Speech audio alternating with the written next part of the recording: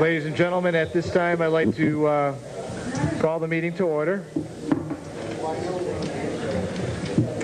If I could ask the council to stand, and I'll ask Mr. McLaughlin to lead us in the Pledge of Allegiance.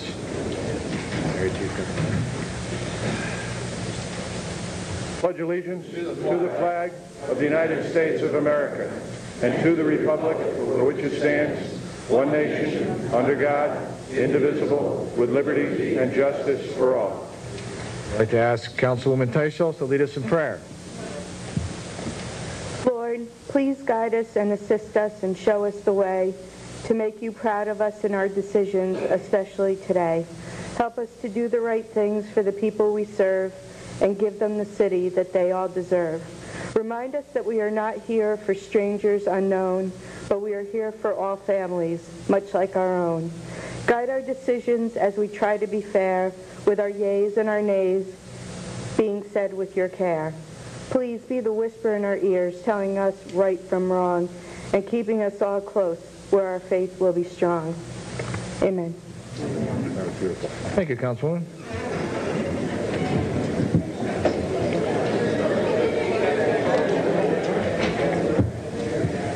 Will the clerk please call the roll?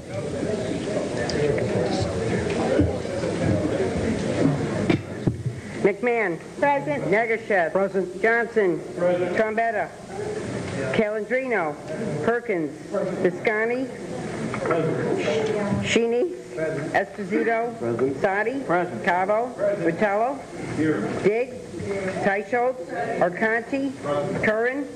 Knapp. Here. Levy. Here. Riley. Here. Seabury. Here. Stanley. 2. There being 19 present and 2 absent, let the record reflect that both Mr. Trombetta and Mr. Curran are out of town on family business. The first 30 minutes from each council meeting are reserved for public speaking. I'd ask any members of the public that wish to address the council this evening, please do so about an item that is specifically on the agenda, and you must be a resident and/or taxpayer of the city of Danbury. With that, is there any member of the public that wishes to address the council this evening? Yes, sir. Good evening. My name is Charles Sotero, and I live at Deer Hill Avenue, a lifelong resident of Danbury. I speak tonight to the council regarding 2 department reports that come before you. The first one would be the police department report. I would like to just mention that under traffic enforcement, that there's been a decrease of 218% decrease in traffic enforcement over the same period last year. That would be some 536 traffic enforcements in 1 month that is decreased. Also in the police department, in the month of March, there's a decrease by 30% of the calls for service over the prior year, 2007. My point of bringing this up would be to ask that the police department enforce more of the city ordinances, such as 14-36 of the city ordinance dealing with parking on sidewalks and over curbs, which is a problem in the city. Oftentimes the city will go around and replace sidewalks and grass parkways only to have residents or whoever park over these sidewalks and on this newly planted grass. I think that should be enforced. I'm not sure that they're aware of that. And the second enforcement action I'd like to see more of would be the state law dealing with failure to display front license plates. I brought that to the attention to the police department.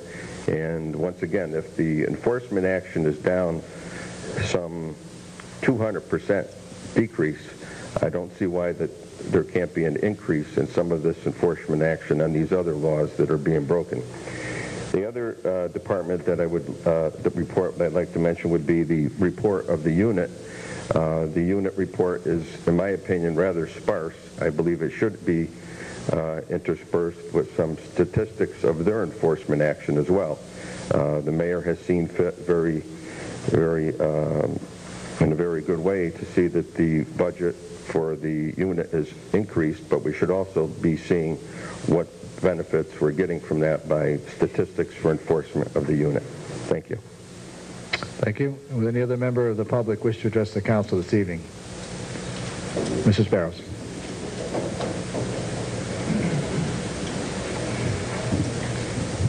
Thank you, Your Honor. My name is Charlotte Barrows. I live at 55 Hospital Avenue in Danbury. I wrote some comments today so I wouldn't forget what I wanted to say. Yesterday, I received the agenda for today's meeting, and I have some real serious concerns about a request by Dr. Anton Fry to lease a strip of city land that borders on the entrance road to Broadview Middle School. Apparently, the owners of a medical psychiatric practice at 84 Hospital Avenue want to acquire additional parking space and are offering to pay the city $3,300 a year to lease a piece of city land 18 feet by 142 feet.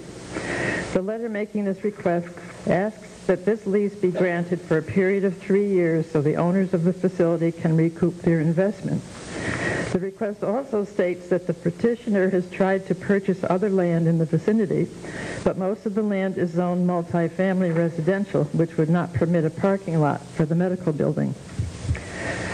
I believe that the land where this medical facility now exists was originally occupied by a one-family home in the Cady Brothers development, a strictly residential development that was never intended to house a business. It appears that over the past few years, a number of additions have been added to the building.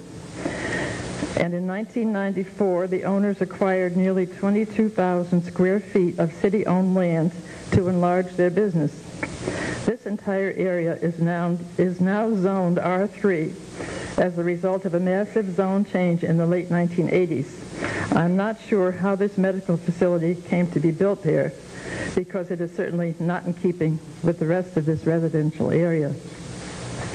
I think it would be a mistake for the city to lease this land to a private business, because with a new ball field adjacent to the land in question, it seems as if the city would want to keep the land for its own use to accommodate additional parking requirements for the ball field or for the school.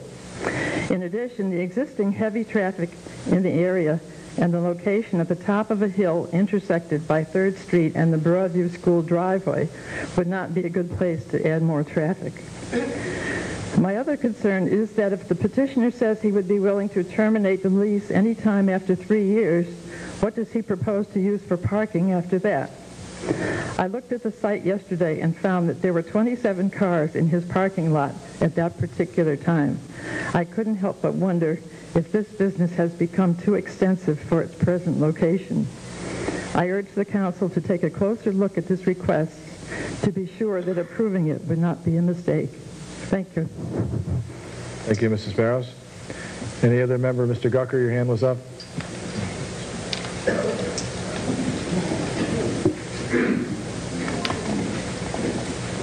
Guess I'm getting famous. I don't put my hand up every time. Ken Gucker, 89 Padenham Road. I want to talk briefly on item 20, which is the budget. I believe it's the budget. I don't have the agenda in front of me. Just quickly want to talk about the increase that we're proposing here, that all the taxpayers are going to be absorbing over the next number of years. A lot of what's happening in this state, and bear with me, I may get off track a bit. I'll try to stay on track. A lot of what's happening in the state right now is Connecticut is seeing an exodus of people between the ages of 23 and 34 years old because of the high cost of living, high rental, etc., taxes, things of that sort. To where now the state of Connecticut is losing businesses, it's losing tax revenue, and as you've seen with what you've had to work with coming from the state, that you have a lot less to deal with. Our surplus went from I believe it's $157 million down to a deficit of about $67 million. So it gives us less to work with.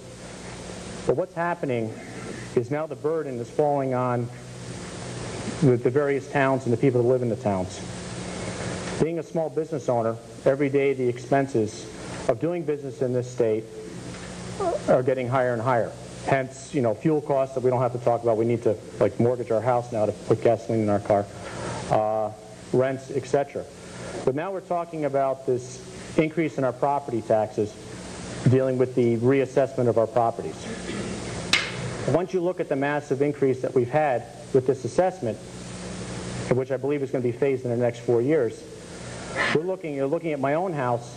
I'm looking at having a tax burden on just my house alone of $100 a week.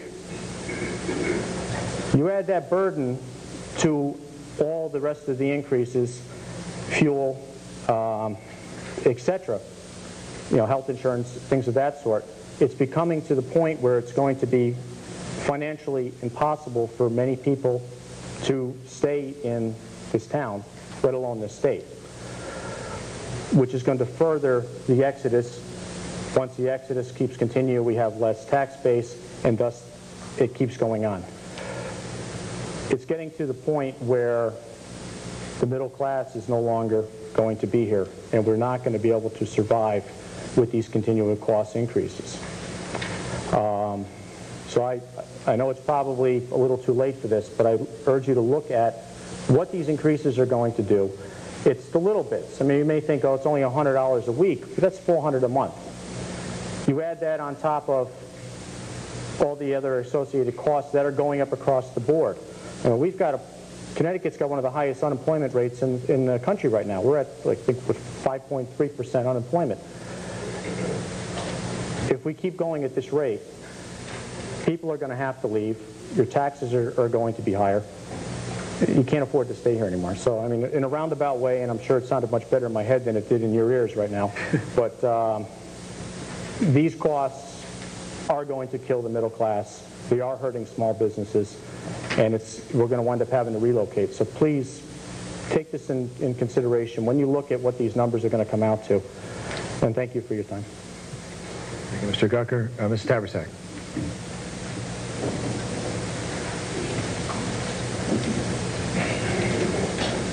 Thank you. My name is Lynn Tabersack, 110 Haystown Road in Danbury. And I have some praise and some concerns. I want to praise the council for not politicizing the agency grants in this year's budget, for not punishing the Hispanic Center and the Association of Religious Communities, even though it was suggested that you could, and for really being fair and even-handed with those agencies, in spite of the fact that they expressed a viewpoint that wasn't the viewpoint of this council when it voted to enter into a partnership with ICE. But they were really offering input, and I'm glad that I see that you haven't chosen to single them out. The concern I have is the city's love affair with borrowing, and I'm looking at our total debt service for 2008-2009. Mrs. Tabersack, I'm sorry, but borrowing's not on the agenda. Is that? It'll be on next month, so I encourage you to come back. This is page 305 in the budget. You are adopting the budget, aren't you? We're not adopting the ordinances. There's nothing in the ordinance, nothing in the proposed things that are on the agenda tonight that have to do with borrowing. It will be on in the June agenda, so if you want to come back and articulate your concerns about that, we welcome you to do that. Very unusual. Any other members? Mrs. Basso.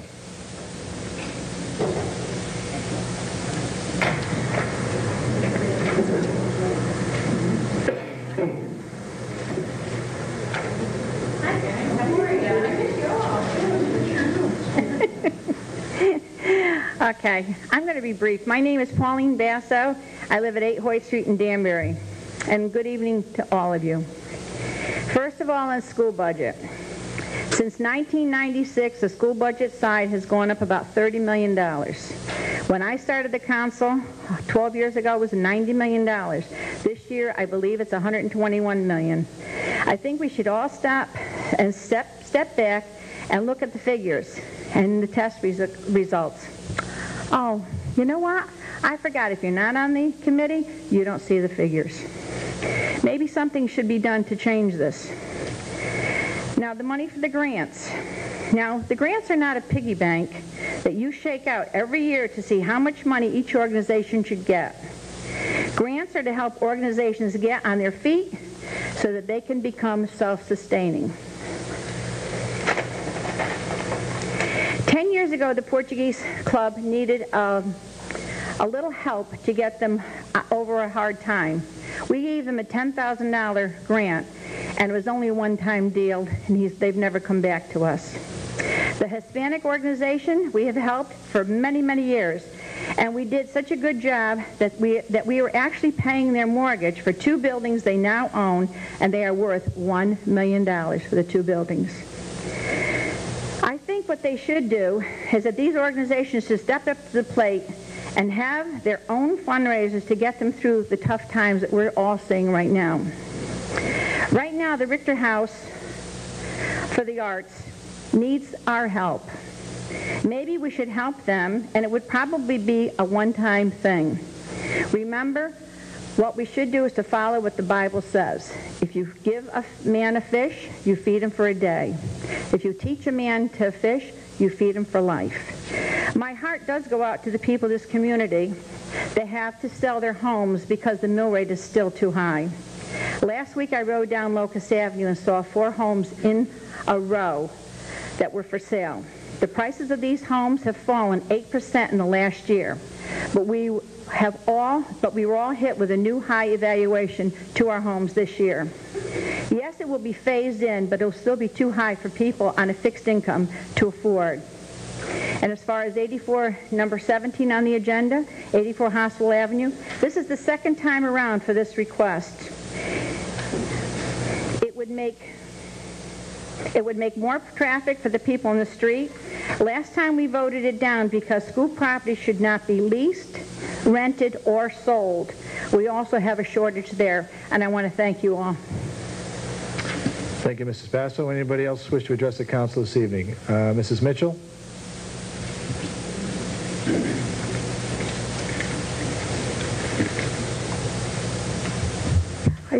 My name is Margaret Mitchell. I own property on the corner of Main Street and Park Place.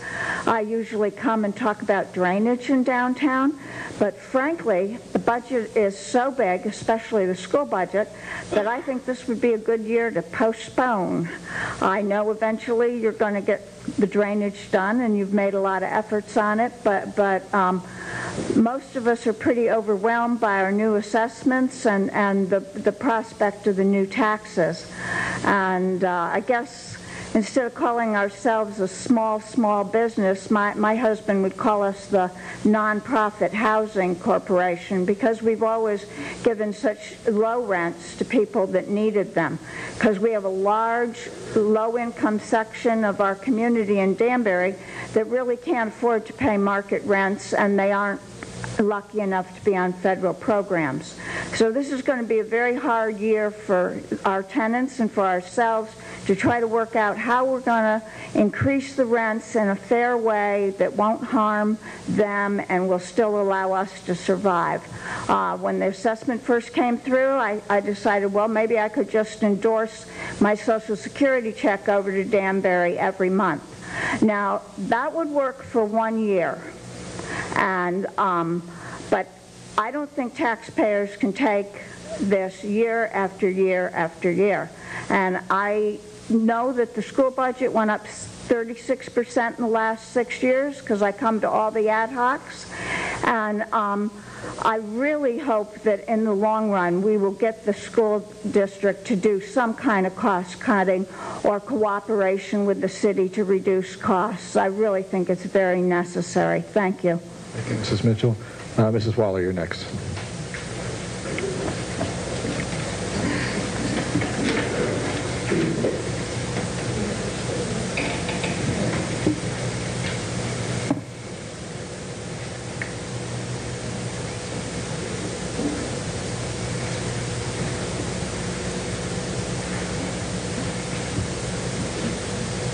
Hi, my name is Lynn Waller, 83 Highland Avenue in Danbury.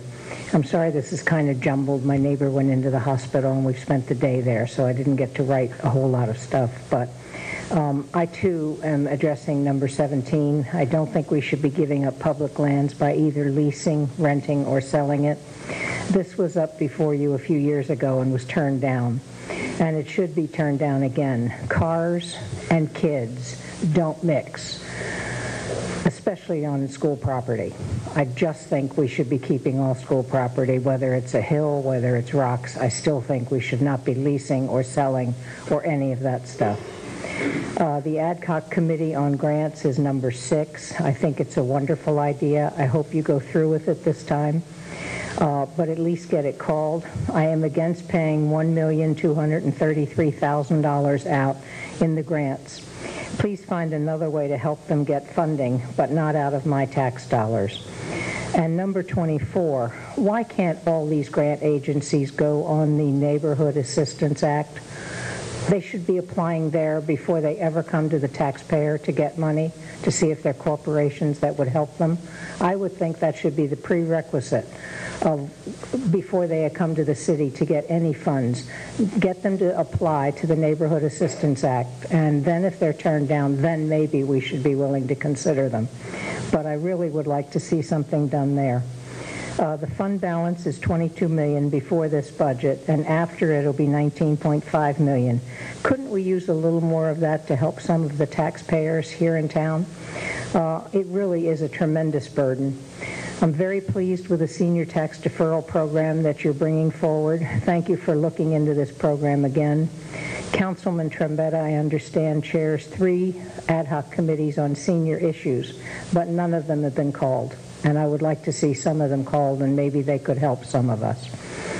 The one on number 3 with the security at the airport, I'm concerned about security at the airport if you give out keys to people, if there are too many of them. I don't think it's a horrible idea. Anything is better than helicopters, and I'm proud of the fact that you were able to find a solution, but I just want you to be careful how many keys you give out. I didn't think Charles Ives was supposed to cost us anything, and now I see we will be asked to pay more in the future. Any idea when? Have we received anything from the ice rink that was promised? It's all smoke and mirrors to me. They tell you they're going to pay you something as they make money, but somehow they never make money. So anyway, I want you to be really careful before you enter into too many of these. Thank you very much. Ms. Fuller. Any other member of the public wish to address the council? Yes, sir. Mr. Mayor, my name is Carl Sayers. I live at 2 Spruce Mountain, and I operate the Danbury Topsoil Company. My daughter gave me this off the internet. I was in front of the Wetlands Commission a couple of meetings ago. All right, I gave a little presentation of what had happened to me and what went on with this property and everything. This I want an apology for.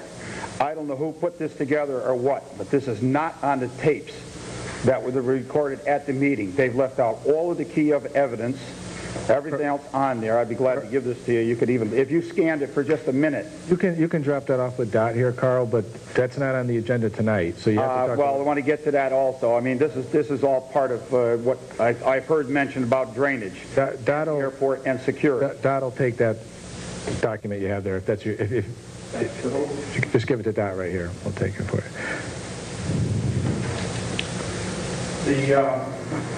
Start off, the state of Connecticut is putting in a 6-foot pipe, all right, to carry the water off of Lake Wabeeka, okay, into our airport water system.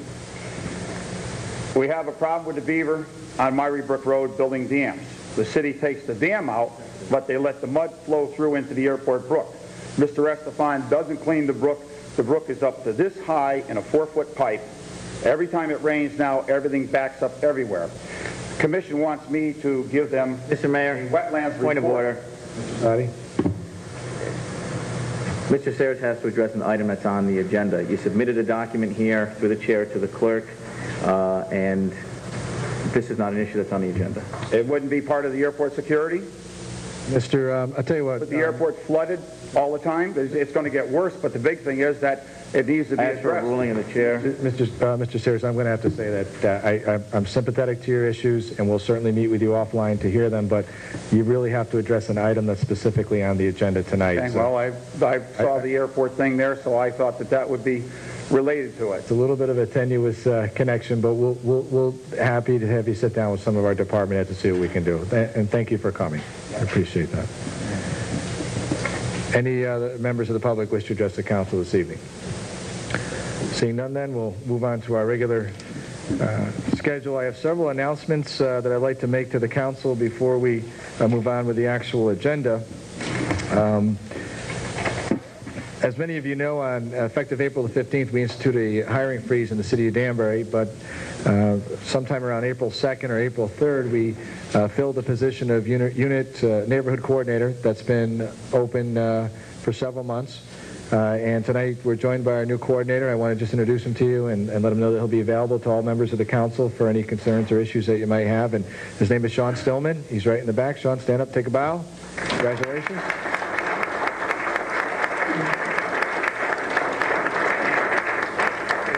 And he certainly will be providing detailed reports relating to data and enforcement actions taken by the city. We have had a vacancy in that position now for several months, as the council is well aware. So, Sean, welcome and good luck to you with your career here with the city of Danbury. We also have a number of events that are happening throughout the month. I just want to draw your attention to a couple of them that are key. May 8th is the United Way Community Awards Dinner at the Amber Room. That's always a very interesting night. On May 26th is Memorial Day. There's a change here that I want to make you aware of, and that is that instead of St. Peter's Church at 6:30 a.m., we will be at St. Joseph's Church at 6:30 a.m. So for those of you that like to go to the service and then travel for the laying of the wreaths, we'll start at 6:30 at St. Joseph's. For the rest of us, excuse me, I always go with that, but for the rest of you, I'm looking at Colleen, and I know she doesn't. Anyways, placing of the wreaths takes place roughly between 7 and about 9, and then the Memorial Day Parade will step off promptly at 9:30 a.m. Right at the corner there of Main Street and Rose Street. So please be there probably a little earlier than 9:30. Get there about 10 after 9 or so, because it is difficult with traffic to get in there. In addition to that, on May 28th is Lebanon American Day in the city.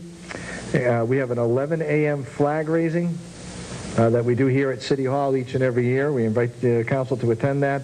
And then a noon luncheon at the Lebanon American Club. I think we can accommodate folks that show up, correct, Mr. Sadi? We'll figure it out. So if you want to stick around for lunch, you're certainly welcome to do that. And in addition to that, there are other items that are on the agenda or on the calendar, and the mayor's office is always certainly happy to help you out in terms of what time to be there and what events are going on. We also have a couple other key announcements I just want to make. One is that May 18th through the 24th marks National Public Works Day, or the Let's Celebrate Antonio Iadrola Day. He's been driving me nuts to make this announcement tonight, I just want to let you know.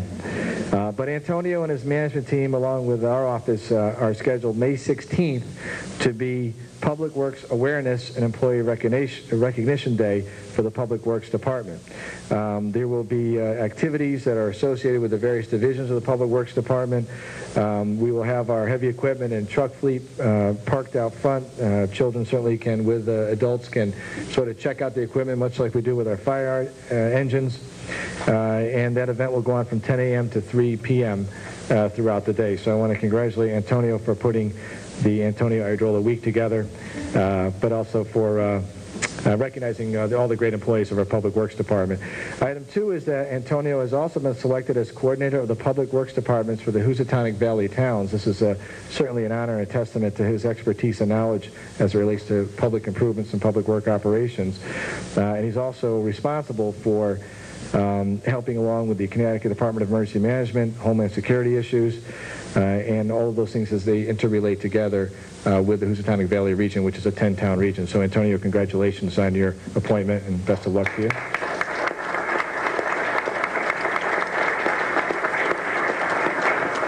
Last but not least, June 1st is Portuguese Day in the city. That's a parade, for those of you that are new to the council, that starts off with Mass at, actually a flag raising at 8:15 at John Perry Memorial, which is down in Rogers Park.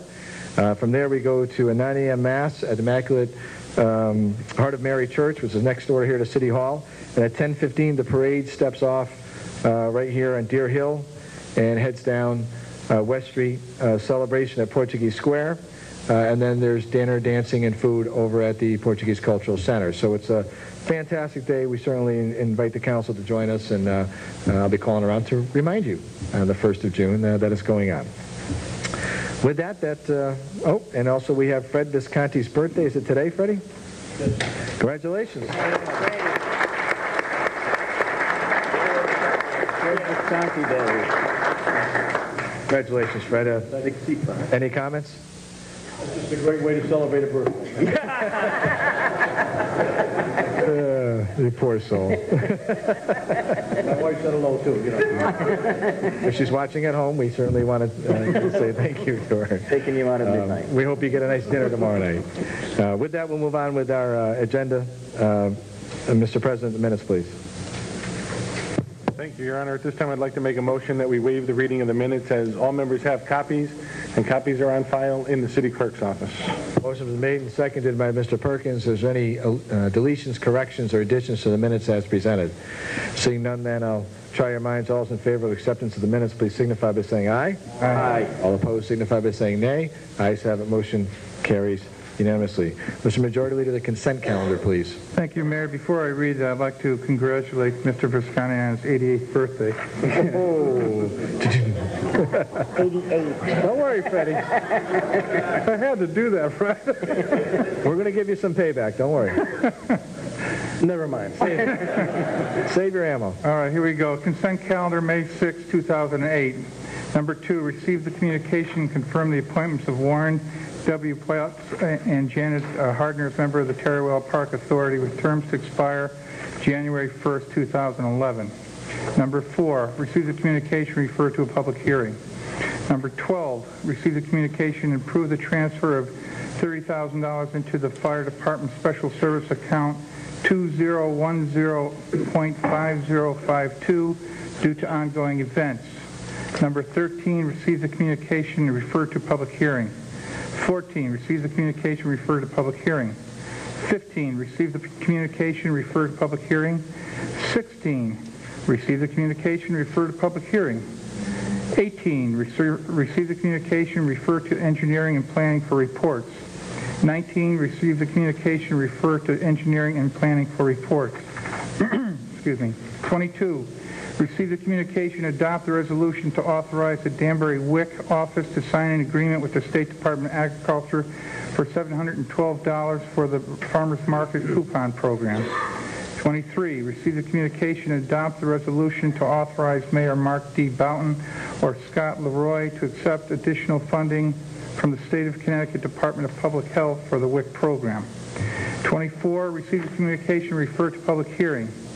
26, receive the communication, adopt the resolution to authorize Mayor Mark D. Boughton or Scott Leroy to accept additional funding from the State of Connecticut Department of Public Health for continuing development of the new school-based health center site at Rogers Park Middle School.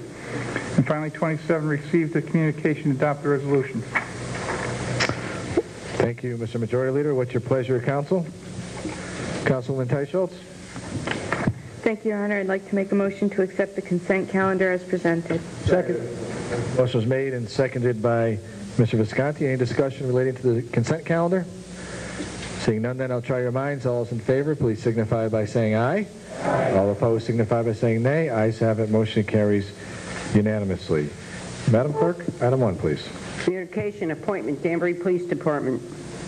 Dear council members, I hereby submit for your confirmation the appointment of the following individual to the position of police officer. Mr. Hector Rodriguez of 150th Avenue in Kew Gardens Hills, New York.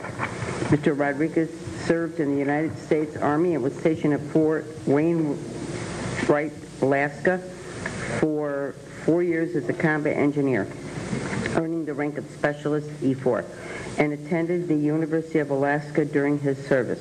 Mr. Rodriguez has been a police officer for the past 3.5 years with the New York City Police Department. Thank you for the consideration of Mr. Rodriguez's appointment. Sincerely, Mark D. Boughton, Mayor. What's your pleasure, Council? Councilman Arcani?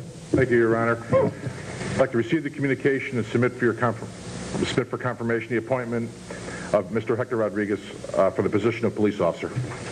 Motion made and seconded by Mr. Seabury. Any discussion about Mr. Rodriguez's appointment? Seeing none, then I'll try your minds. All those in favor, please signify by saying aye. Aye. All opposed signify by saying nay. Ayes have it. Motion carries unanimously. Hector, congratulations. I know you're in the back of the room. Stand up, take a bow.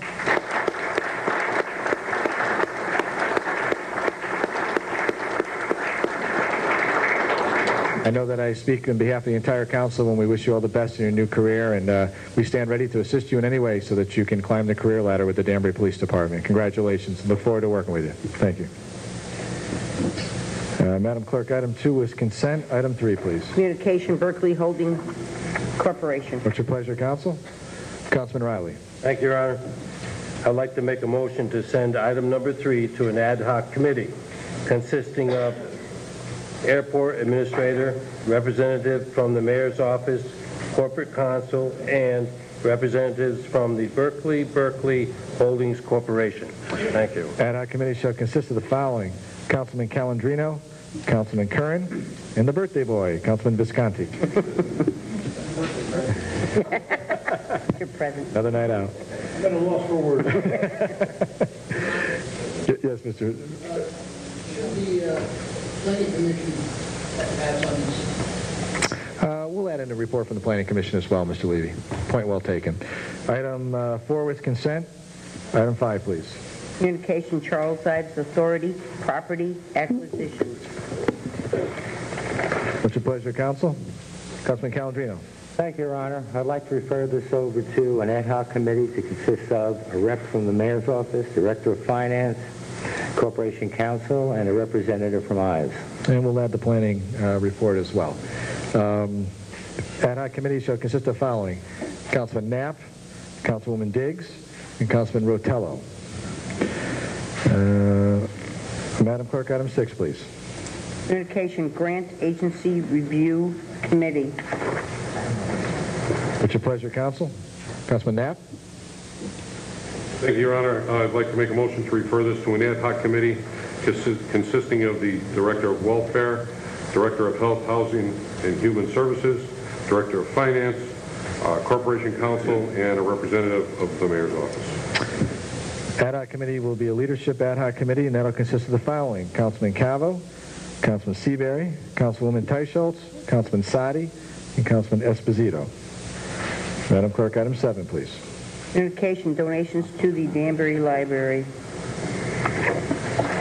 Dear Mayor Bowden, the Danbury Library has received a donation from Wayne Curtis Pride, 55 Mill Plain Road, Danbury, Connecticut, in the amount of $20. We have also received the following donations in memory of Nicholas Mohasi, Edward and Catherine Helleback of Darrell Road in the amount of $25, Judith Benson from Frederick, Maryland in the amount of $35, Laura McLaughlin from New Milford in the amount of $30, Thomas and Paula Valuzzo from 5 Stonegate Court in the amount of $25, Nola Falcone from NMF Asset Management from Martinez, Georgia in the amount of $100, Roland Case from East Lansing, Michigan in the amount of $50, Dr. Richard Beck of West Street of Danbury in the amount of $36, Marilee and Robert Caulfield Art Auction from Woodstock, Connecticut in the amount of $50, Carolyn and Thomas Haddock from Dearling, Georgia in the amount of $75, Laura Eisenberg, 10 Grandview Lane, New Milford in the amount of $25,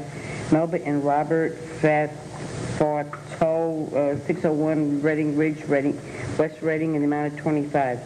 Please place these items on the agenda for the May Common Council meeting, as these donations need to be deposited in the library fund. .4651 donations. Sincerely, Mark P. Hascarl, Library Director.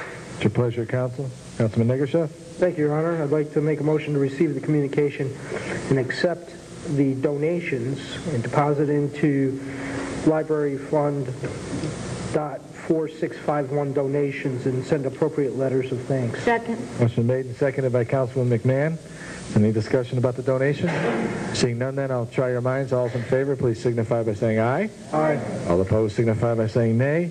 Ayes have it. Motion carries unanimously. Madam Clerk, item 8, please. Communication donation to the Danbury Library in memory of Betty Jane Hull. Dear Mayor Boughton, the Danbury Library has received a donation from Valerie Portney, VSK Advertising Incorporated, from Pissarro Terrace of North Potomac, Maryland, in memory of Betty Jane Hall, in the amount of $15.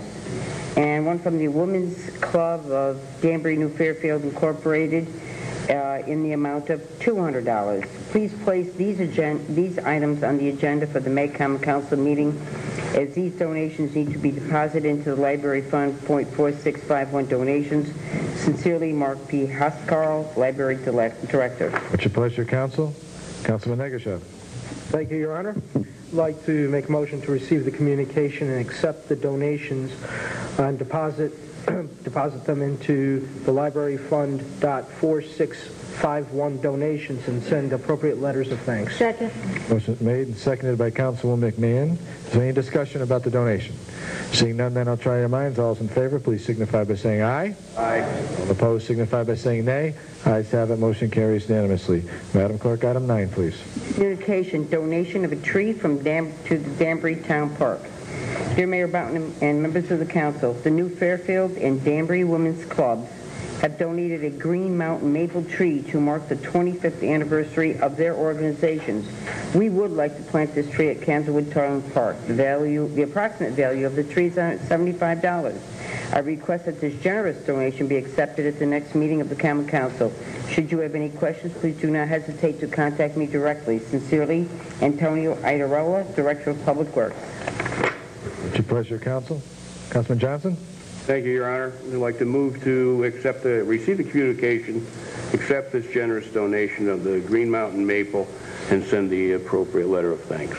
Motion's been made and seconded by Councilman Negushev. Is there any discussion about the donation? Seeing none, then I'll try your minds. All in favor, please signify by saying aye. Aye. All opposed, signify by saying nay. Motion passes unanimously. Madam Clerk, item 10, please. Communication, donation, generator and trailer, Public Utilities Department. Dear Mayor Boughton and members of the council, WCI Communities, who is developing the old Union Carbide property, purchased a 100,000-watt generator in order to operate a large water tank while permanent CMP power was installed. WCI has offered to donate this generator and trailer to the Public Utilities Department. The generator and trailer can be used in an emergency situation when power is lost. I am requesting that this generator and trailer be accepted at the next Common Council meeting. The value of the generator and trailer is approximately $45,000. Should you have any questions, please do not hesitate to contact me directly. Sincerely, Antonia Idarola, Director of Public Works. Mr. Johnson? Thank you, Your Honor. I'd like to move to receive this communication and accept the donation of the generator and trailer and send the appropriate letter of thanks. Motion made and seconded by Mr. Cavo. Is there any discussion about the donation? Seeing none, then I'll try your minds. All those in favor, please signify. Oh, excuse me, Mr. Visconti. Thank you, Your Honor. I looked at this during the week, and I meant to call Anthony about it, but I just didn't get a chance. I'm just wondering the legal status of this. Can we do this without setting any kind of a precedent with the WCI communities, developers or so on? Is there a problem with that? Since they've been giving us about $10 million over the last 4 years, no. But perhaps Mr. Idola just wanted to give us just an overview of the condition of the generator, if that's okay, Mr. Visconti. Just kind of give us an overview of the donation. Sure. WCI was in a very interesting predicament. They had made a bunch of sales. CL&P unfortunately did not bring permanent power to this tank. So this piece of equipment was designed and purchased and was intended to run the water tank and all of the auxiliary equipment associated with a water tank. So they felt it was appropriate to donate it to us. Should we ever have an issue with the operation of this water tank, we could really bring this generator up there and keep the system up and running. And I think that's what the purpose of their donation was. Can follow up, please? Sure, Mr. Visconti. Then the actual use of this type of this is a specially designed generator? It isn't. It is a generator that is specifically set up right now to operate the water tank and all of the auxiliary systems for the water tank. So basically, the purpose would be to run in the water tank. The water tank. I believe we can actually use the generator in some of our other facilities. We have to take a look at it once it's actually accepted, and once we accept the donation, we'll take a look at how it's wired and see if we can use it for some of our other facilities. You follow up? Sure. The Corporation Counsel, are we in our legal bounds of accepting something like this from a corporation? You spoke of precedent, Mr. Visconti, the council. There is precedent on the Common Council for acceptance of donations like this one. Every time you accept a donation from a developer, you could have some concerns on the part of people about, well, how nice will they be treated? But so long as the council is aware of the donation, aware of who's donating it, and recognizes that any WCI or any other developer that comes in is not going to receive any favorable treatment. But the direct answer to your question is there's nothing in the charter that prohibits the council from accepting a donation under these circumstances.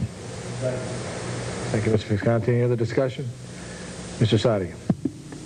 Thank you, Your Honor. I didn't have a concern about this until Mr. Visconti brought up some questions, and through you to Corporation Counsel or to the Director of Public Works. My question is that if we accept this donation, I read it as a general donation to the city, and then we would have authority over this generator to use it when power is lost in emergency situations. Would we have an obligation through the chair to provide WCI communities with energy source from this generator first before we, let's say, use it for something else that we thought more important? Or can we use it at our discretion? Mr. Aidarola? I think it'd probably be better. Antonio would be better suited. The use of the generator would be exclusive to our discretion. It is not specifically, the acceptance of this generator doesn't mean that it gets first use at the WCI communities. Thank you, Ron. Thank you. Any further discussion? Seeing none, then I'll try your minds on the donation. All those in favor, please signify by saying aye. Aye. All opposed, signify by saying nay. Ayes have it. Motion carries unanimously. Madam Clerk, item 11, please. Communication donation for National Public Works Week. Dear Mayor Boughton and members of the council, on May 16, 2008, in conjunction with National Public Works Week, the management team and I will have the first annual Public Works Awareness and Employee Recognition Day. It will be held between 10 a.m. and 3 p.m. at the Public Works Complex at 53 Newtown Road. It is a day when we will have an open house, showcase our equipment, recognize the employees, and most importantly, provide an educational opportunity regarding the various divisions and the tasks they perform within the Public Works Department. There will be several grammar school and preschool students who will be attending the event. There are several organizations, consulting firms, vendors, and a civic organization who want to provide food and soda for this event. Attached is a list of these sponsors. I request that these generous donations are accepted at the next meeting of the Common Council. In addition, I will personally be donating T-shirts to each employee in celebration and recognition of all the hard work that my employees perform all year. My secretary will also be donating some event stickers. I would also ask that you accept these donations. Should you have any questions, please do not hesitate to call me directly. Sincerely, Antonio Aidarola, Director of Public Works. Thank you, Madam Clerk. What's your pleasure, Council? Mr. Calandrino.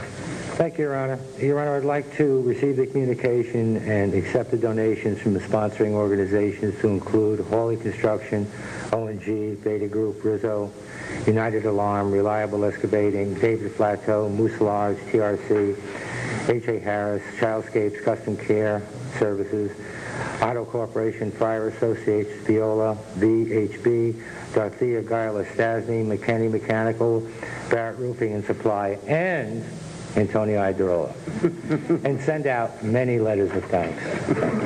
Motion's been made. Is there a second? Second. Seconded by Mr. Arcani. And any discussion about all things Aidarola Day? Any discussion about these donations? Seeing none, then I'll try your minds. All those in favor, please signify by saying aye. Aye. All opposed, signify by saying nay. Ayes have it. Motion carries unanimously. Antonio, just want to congratulate you on coming up with a really neat idea and a great way to celebrate the successes that you've had, but also to recognize our employees that work very hard every day of the year. So, good job. Gotta go. Madam Clerk, item 12, I believe 13, 14, 15 were consent, 16 was on consent. Item 17, please. Communication, lease for 84 Hospital Avenue. Dear Mayor Boughton, thank you for taking the opportunity to talk to me about this matter the other day. Sorry. What's your pleasure, counsel? Mr. Sadi? Your Honor, I'd like to refer this to an ad hoc committee to include the Director of Public Works, Corporation Counsel, and a report from the Planning Commission. Ad hoc committee shall consist of the following: Councilman Knapp, Councilman Seabury, and Councilman Shinisi. Items 18 and 19 were consent. Madam Clerk, item 20, please. Ordinance and resolution. An ordinance making appropriations for the fiscal year beginning July 1st, 2008 and ending June 30th, 2009. And a resolution levying the property tax for the fiscal year beginning July 1st, 2008 and ending June 30th, 2009. A, General Government 1 Budget Report. B, General Government 2 Budget Report. C, Education Budget Report. D, Public Works Budget Report. E, Health and Housing, Public Safety, Welfare and Social Services Budget Report. F, Grant Agency Budget Report. Thank you, Madam Clerk. Before we begin this portion, I just want to, I have to change what the committee. Mr. Shinisi has notified me as a conflict, so I'm going to appoint the birthday boy, Mr. Visconti, to spend another night. Happy birthday. This isn't my wake, it's my birthday. So just a note for the record, Madam Clerk, Mr. Shinisi has been replaced with Mr. Visconti. Okay. Sorry to interrupt. What's your pleasure, counsel? Mr. Cavo. Thank you, Your Honor. At this time, I would like to make a motion that we receive the communication, adopt the ordinance and the attached resolution levying the property tax rate for the fiscal year beginning July 1st, 2008 and ending June 30th, 2009. Motion's been made and seconded by Mr. Seabury. At this time, we'll begin the reading of the committee reports. And if you could just stand down for a second. The first committee, I believe, is General Government 1, and that would be Mr. Seabury, the chair. Thank you, Your Honor. The General Government 1 Committee meeting was called to order on April 22nd, 2008 at 7:45 p.m. by Councilman Greg Seabury, chair. Committee members, Councilman Arconti, Councilman Cavo, Councilman Perkins, and Councilman Sadi were present. Also in attendance were Mayor Mark D. Boughton, David St. Hilaire, Director of Finance, Dan Garrick, Assistant Director of Finance, Paul Estevan, Airport Administrator, Robert Yaman, Corporation Counsel, Lazio Pinter, Deputy Corporation Counsel, Sean Harity, Director of Permit Coordination, Mike Sofrenic, Assistant Airport Administrator, Dennis Elpern, Director of Planning, and Lori Kabak, Town Clerk. Mark Hasparl, Library Director. Ex officio members, Councilman Chinisi, Councilwoman Teichholz, Councilman Levy, Councilwoman Diggs, Councilman Rotella, and members of the public were also present. Director of Finance David St. Hilaire gave an overview of the narrative. He discussed the evaluation of historical expenses and his goal to obtain tight control of overtime expenses. Common Council staffing was discussed. Ordinances, there was no discussion. The mayor's office, salaries were discussed. Annual report, there's no discussion. The mayor's discretionary fund, no discussion. City memberships, any allocation would be brought before the council. City clerk's office, no discussion. Probate court, operation of the probate court by state mandate and Lazarus were discussed. Registrars and elections, rental, real estate, storage for equipment printing and binding, and part-time salaries were discussed. Corporation Counsel, professional services, litigation, special and hourly rates were discussed.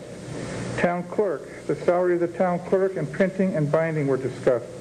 Permit coordination, the customer service manager job duties were discussed.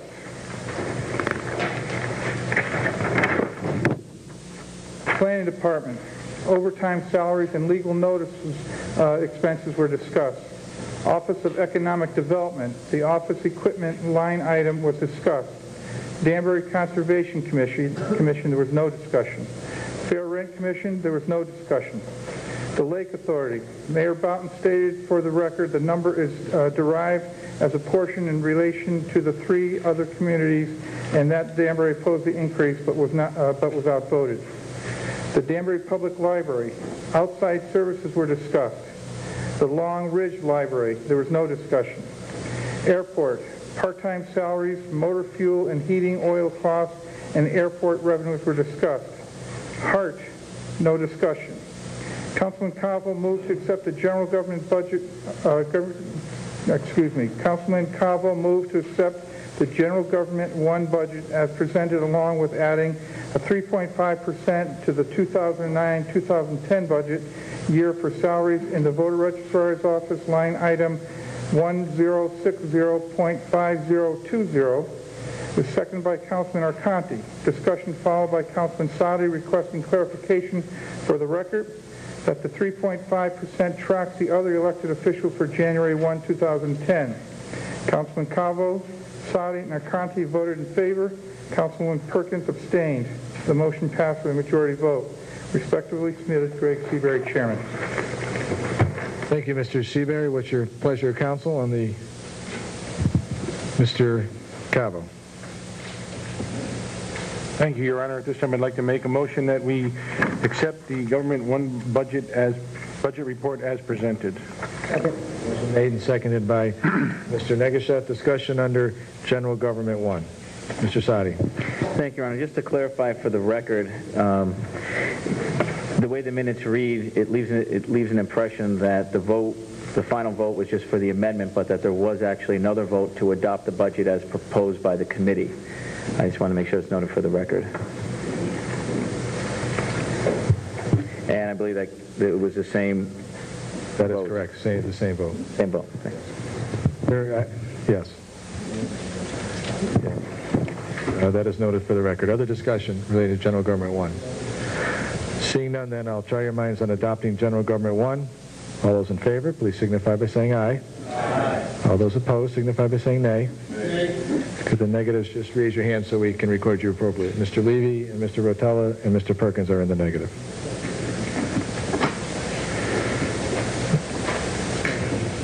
Okay. At this time, we'll move to General Government 2. Ms. Teicholz, your report, please. General Government 2 budget, Monday, April 21st, 2008. Chairperson Mary Teicholz called the meeting to order at 7 o'clock p.m.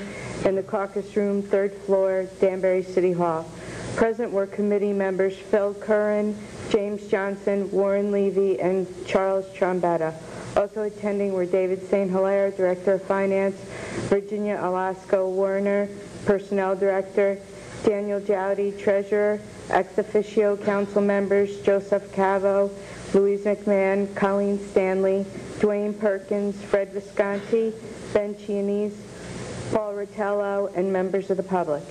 Chairperson Teicholz stated the purpose of the meeting was to review the general government departments for the budget and asked the finance director to speak about each. The director of finance, Mr. St. Hilaire, started with finance and said that the department is fully staffed, so regular salaries are up, but that most of the numbers are in line with last year. Independent audit is a little up, but is in line with contractual obligations. Retirement administration needs additional funds due to anticipated retirements. City treasurer is in line with last year and reflects the salary change. Data processing, some expenditure from town clerk and assessor will be transferred into the IT budget, and those departments will show corresponding reductions. 311 and T3, in-house web hosting, has seen significant increases for communication services. Leased equipment has gone up and is based upon a lease schedule to replace computers periodically. Maintenance office equipment and furniture has increased due to software and equipment changes. Mr. Trombetta asked how the amount originally requested was reduced to the currently proposed amount, and Mr. St. Hilaire said the amount was deferred to another year. Mr. Perkins asked what percentage is for the 311 line. Mr. St. Hilaire said it is $80K. Assessor, the drop in this department will be reflected in the increase to the data processing IT budget. Assessment appeals is a little less than last year. There will be no reval next year. Tax collector has a change due to the cost associated with the collection of delinquent taxes by an outside service, which has been very successful in bringing in revenue for the city. Purchasing budget is flat with last year. Personnel, civil service. Professional services have gone up, and there's a slight increase in salaries. We now have a full acting personnel director with an increase in responsibilities and salary, and the finance director has a decreased salary with reduced responsibility. This results in a $10K net savings. Labor negotiation. We expect $75K to be sufficient for this year. FICA is based on salaries. Pension expenses has been dropping due to the performance of our portfolio. Employment service benefit contains sick leave payouts, longevity payouts, and DEMA contract amounts. Workers' compensation is expected to be about $600K. State employment compensation is flat. Employee health and life insurance, we're controlling the growth of the cost, so the result will be 8% to 10% instead of 15%. Union welfare benefit and contributions is a calculation of their salaries. Second, Mary.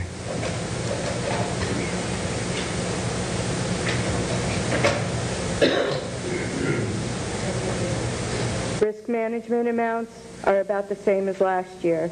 Interest on debt for the schools and the city collectively is going up due to the bond issues over the last few years. They are all fixed items. Contingency is for the items of uncertainty.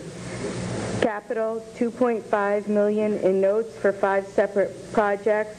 Low SIP is for the annual items such as sidewalk repair, boilers, traffic items, etc. There was much discussion about the capital items. Questions were asked about the patrol vehicle replacement, school technology, Richter House, and the Enterprise Fund. Councilman Johnson moved to accept the General Government 2 budget as presented by the mayor, seconded by Councilman Curran. The motion passed 4 yes, 0 nay, 1 abstention, with Councilman Levy abstaining. Mr. Johnson moved to adjourn at 8:20, seconded by Mr. Curran. Motion passed unanimously. Respectfully submitted, Mary Teicholz, chairperson. Thank you, Mrs. Teicholz. What's your pleasure, counsel? Mr. Calandrino? Thank you, Your Honor. I'd like to make a motion to accept the report by the committee and approve the budget as presented. It's been made and seconded by Mr. Johnson. Discussion under General Government 2. Mr. Shinisi. Thank you, Your Honor. I have a question on the pension expense in this report, so my question is going to be to the finance director. Recently, I've been reading in a lot of articles regarding many pension funds, and with the market doing so poorly, that many of these pension funds are being negatively affected in the terms of millions of dollars. You reported here that there's a drop in the pension expense due to the performance of our portfolio, which basically means our portfolio is doing very well. What kind of reaction would you have if the portfolio goes down substantially, and how would you make up that difference in this current year budget?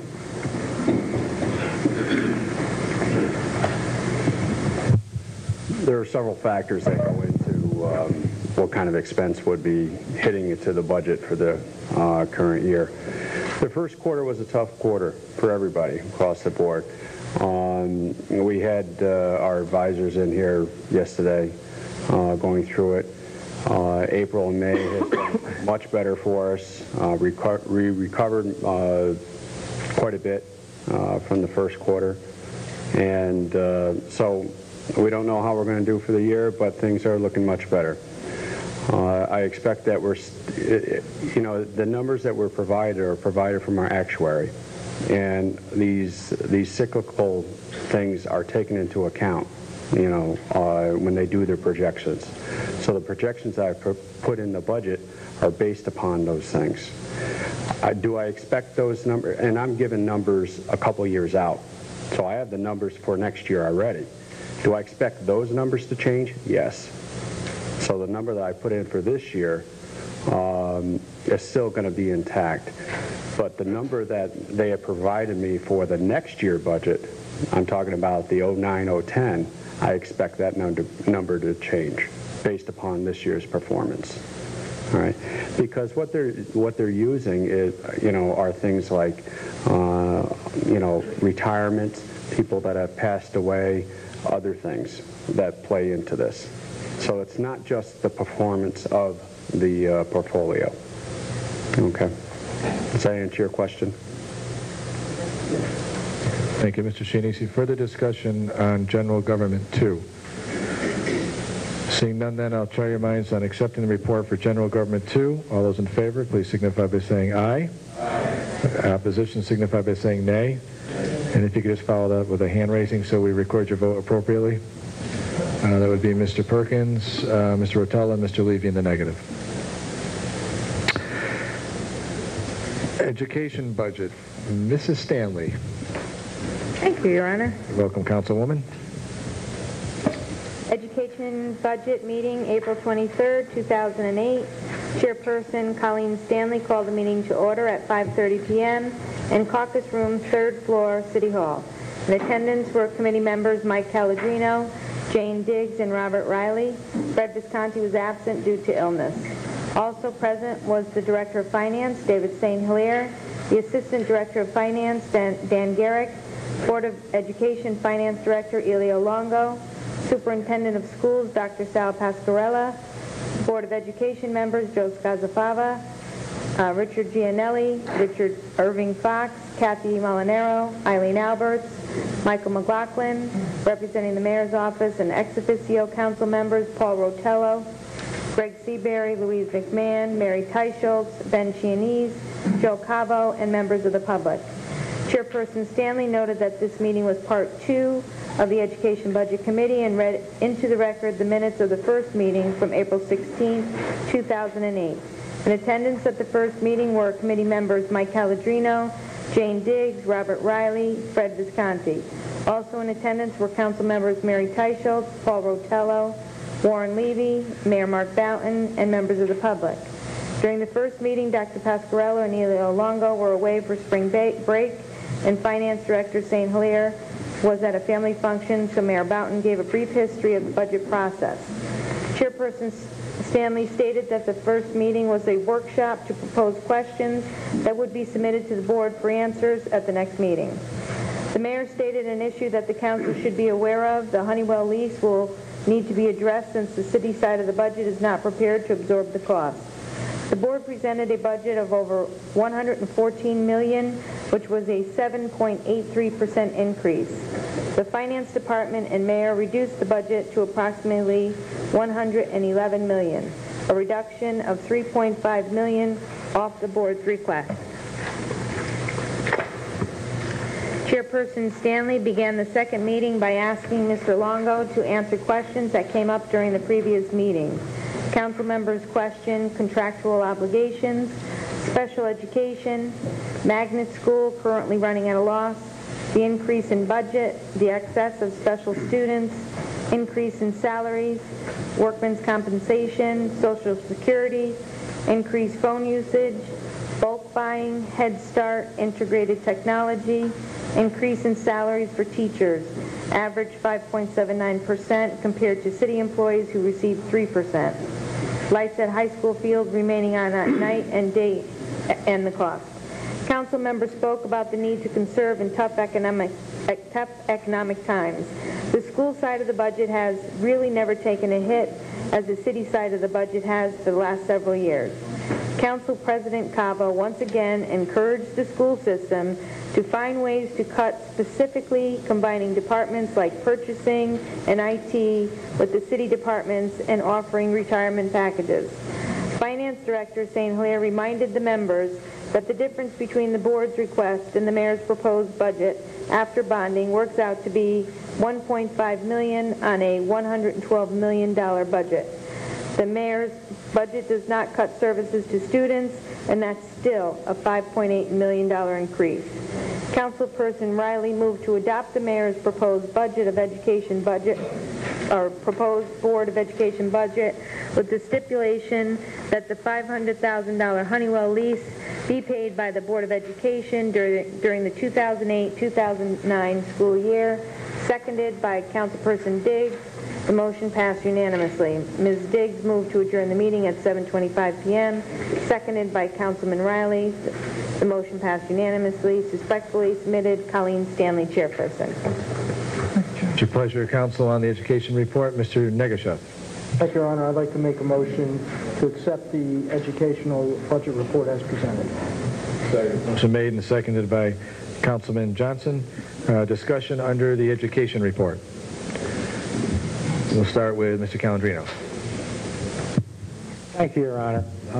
Your Honor, as part of the committee, I mentioned during the committee meetings that I felt that this proposed budget was a business-as-usual budget in a critical time. I still feel that way. I know that with what's going on with the economy, both federal economy, state, and everything filters down to the cities, I don't believe we can continue to sustain these kinds of percentages on a yearly basis.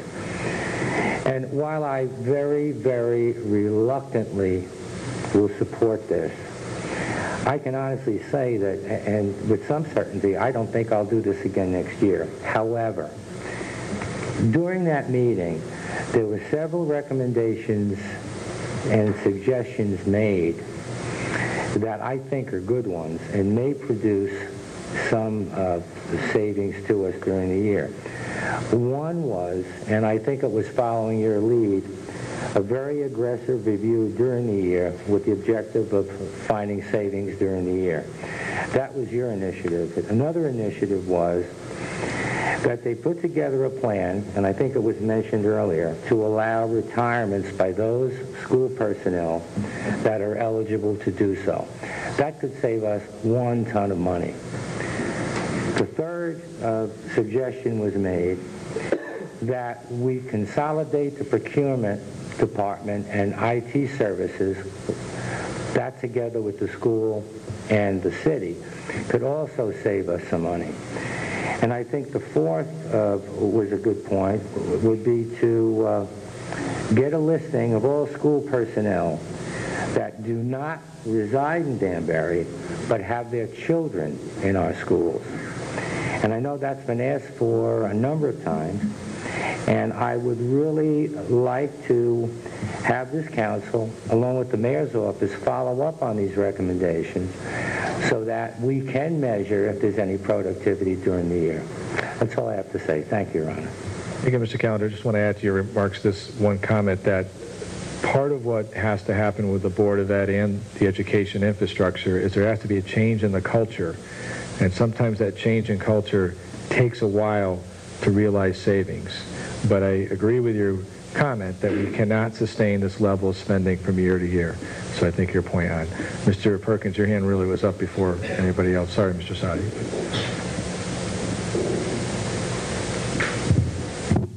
Thank you, Your Honor. I wasn't able to attend that meeting, but I did circulate a couple of questions that I had, and it seems like there's one here. I guess my question through the chair is, how come there isn't any narrative for these questions that were posed by those people at that committee meeting, like there were in some of those other budget meetings? Well, I think just to respond to you, Mr. Perkins, what you see, the reports are a reflection of minutes, and minutes are a reflection of actions taken and motion made at a particular meeting. They're not a line-by-line transcript of who said what.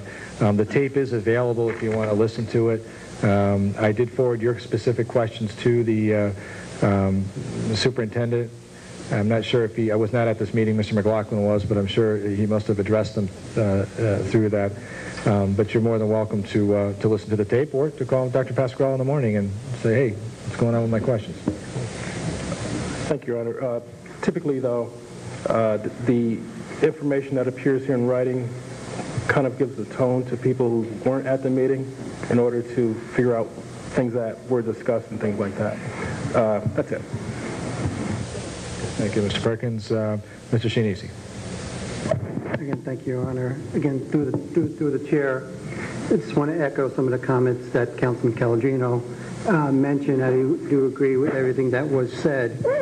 But one of the things that also needs to be addressed as well, again, is the salaries. I think it was mentioned here in the report on the average 5.79%.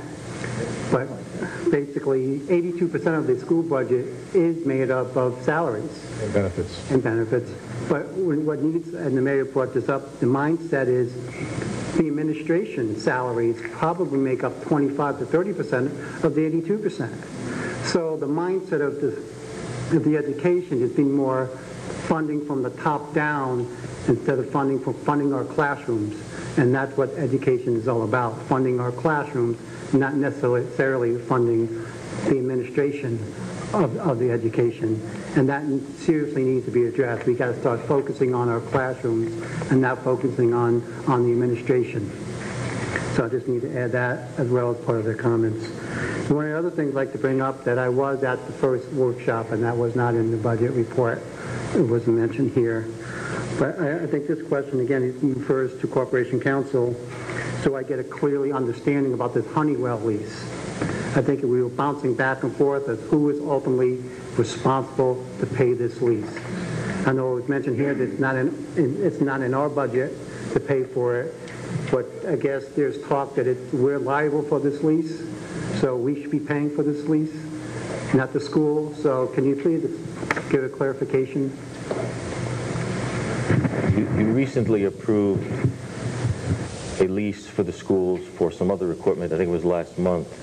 According to the requirements of the borrowing law in the state of Connecticut, the Common Council, as the entity, the political subdivision with jurisdiction, has to, as you did, has to approve these kinds of borrowings. So you're ultimately responsible. However, the school district, if it's arranged that way through contract or other arrangement, will have to pay for it if the council so directs that arrangement. So the answer is that the city is ultimately responsible as the approving authority. Since we fund them, it's our money anyways, Councilman, so whether it comes from them or us, we're funding. I think your frustration, and it's been echoed by me and all the members of the council, is that if the council were informed that there would be a $500,000 lease payment each and every year for this equipment, perhaps we would look at a different or alternate funding mechanism, potentially bond. There's a whole different ways in which you can go about doing that, which in the long run would probably be more cost efficient. And that's the frustration that we all experience. And I think that in the ad hoc committee, the report is pretty clear that this responsibility is on the Board of Ed. And Mr. Longo and Dr. Pasquarella are well aware of that. Follow up. So it's my understanding then that this Honeywell lease is in their school budget to be paid by them, so they're not going to somehow put it on our tab, so to speak. If they did not, when their request came through, they made some assumptions. They said, we need 7.83%, and in addition to that, Mayor, you're going to have to fund the Honeywell lease and fund the maintenance side of that contract, which is another $270,000. When I met with them, so really the request, and what I'm driving at is the request wasn't 7.83%. It really was much higher than that because you had to add in another $800,000 for these extraneous costs that they were trying to push over onto the city. I said to them at our final meeting, look, I'm not budgeting for this. I'm not putting this in the budget because we just can't absorb this kind of cost. You all are going to have to go back to your blackboard and figure out where you're going to find the dollars for this. I think the council's action at the report made it clear that they're going to be responsible for paying that $500,000. That is their responsibility, and we certainly won't be paying for it out of our side of the budget. So their response would be, again, to follow up, would be that they will assume this liability and find somewhere in the budget to pay for it? Right. I mean, we're recommending a $5.8 million disbursement to them, but they're going to have to, off that, the $500,000 is going to have to go and pay for this lease. So they really will have $5.3 million of new operational dollars. You follow? The mayor's budget says $5.8 million. The committee said deduct $500,000 because you're paying this lease. So they're really only, the real net to them is $5.3 million. So that, again, It's really a cut to their budget. that's what I'm getting at. So would that be in form of a motion that needs to be made this evening? It's already in the report. If the report is adopted by 14 votes, then it would be the result.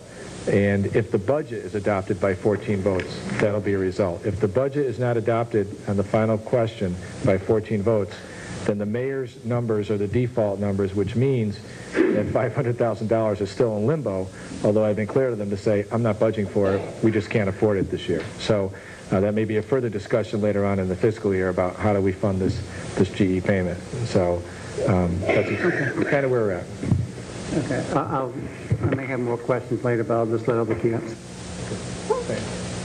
Didn't mean to confuse them, Mr. Shinese. Mr. Sadi. Johnny, you okay?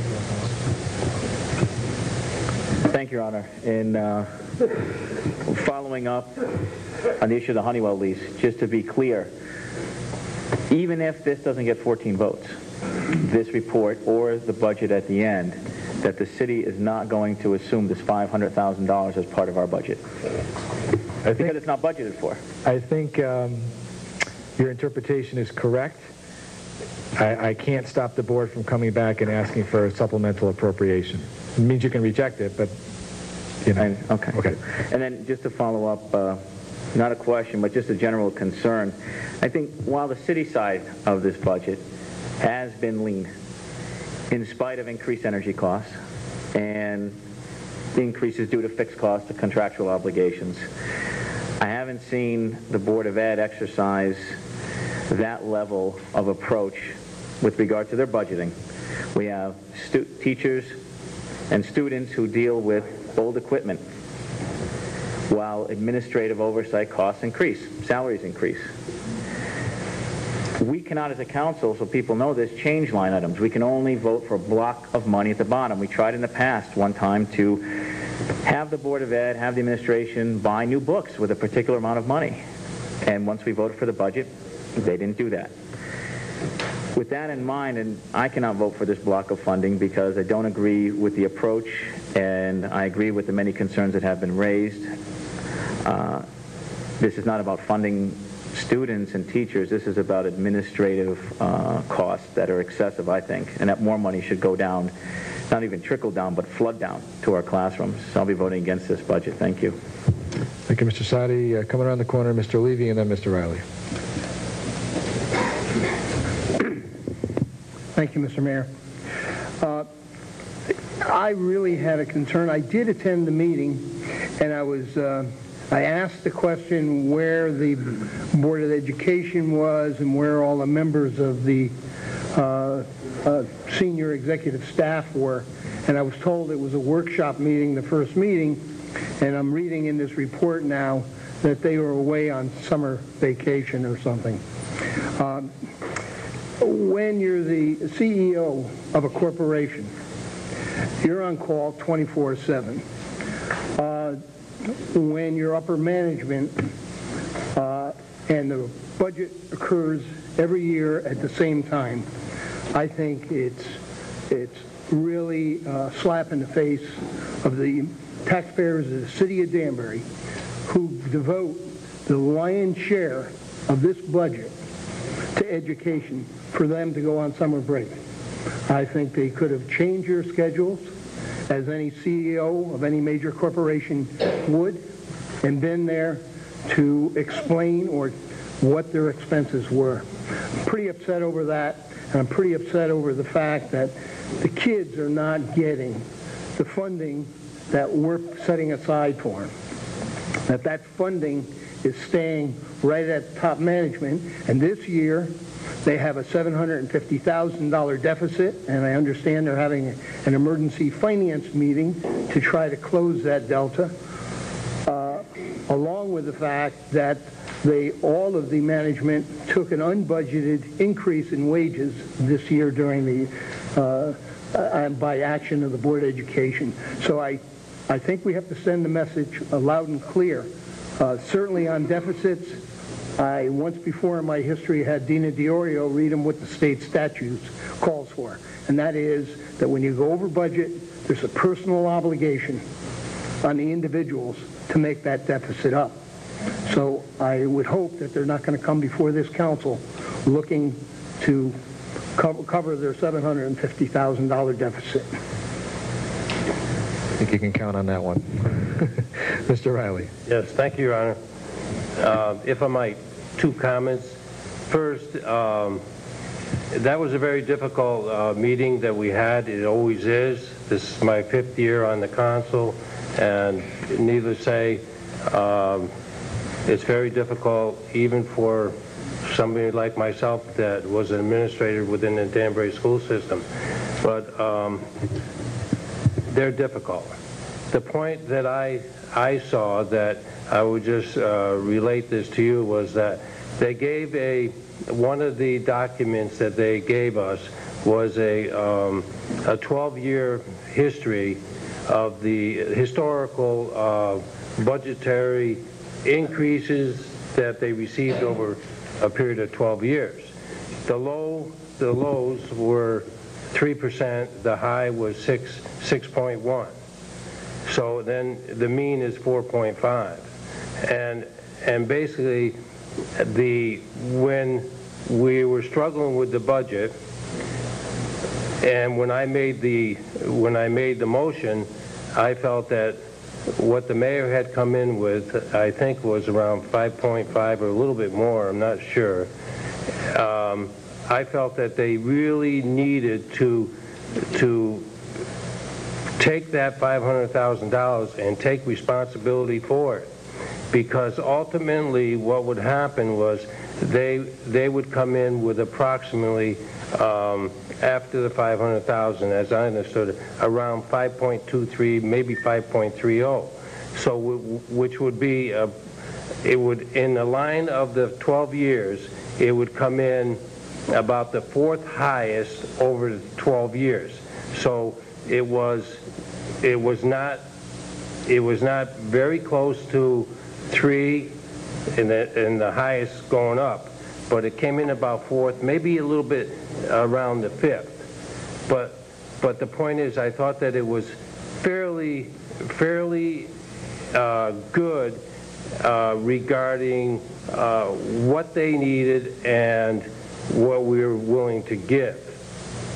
And so that the mean and what we are going to ultimately give them, it's pretty close. Okay, that's number one. And number 2 is that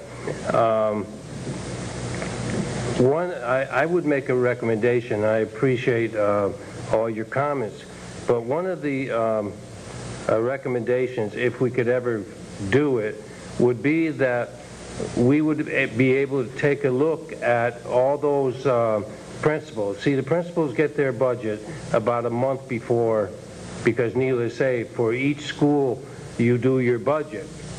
And we were told, when you do your budget, make sure that you're right on target. In other words, we don't inflate the budget at our prospective school.